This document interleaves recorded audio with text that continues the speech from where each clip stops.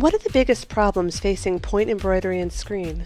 The biggest problems that we face are efficiency and organization by far, I think.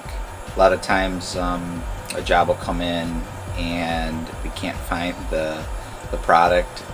Sometimes we can't even find the invoice, stuff like that. Stuff that slows you down, it slows it down to a point where you can't get stuff done on time. A lot of times it's frustrating. That's probably one of the biggest.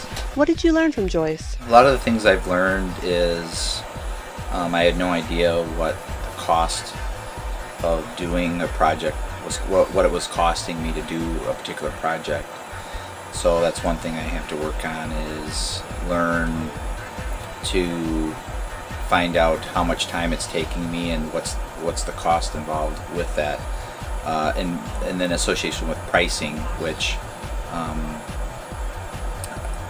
I was just pricing based off stitch count alone, versus there's so many other factors that go into it, and then different ways to become more efficient with a work day, or even an employee, have them become even more efficient as well.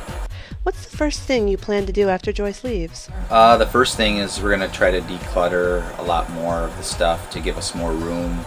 A lot of times we're pretty cramped with space, so you're almost working on top of each other, so to speak. So we're going to try to get rid of some of the stuff that I kind of inherited, and improve upon it that way.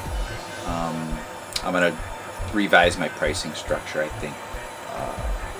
I'm going to take a look at what she recommends, and then see where I'm at in comparison, and then from there either go to what she says or meet in the middle. I haven't decided yet, but I think depending on what it is, it could be a shock to some of my customers. So, and then another thing too I learned was the samples and things. Like I don't have any samples in my work, so it's like someone might ask, like, well, can I see some of the work that you've done? And I really don't have anything really, so I'm going to try to start something like that, and then social media too.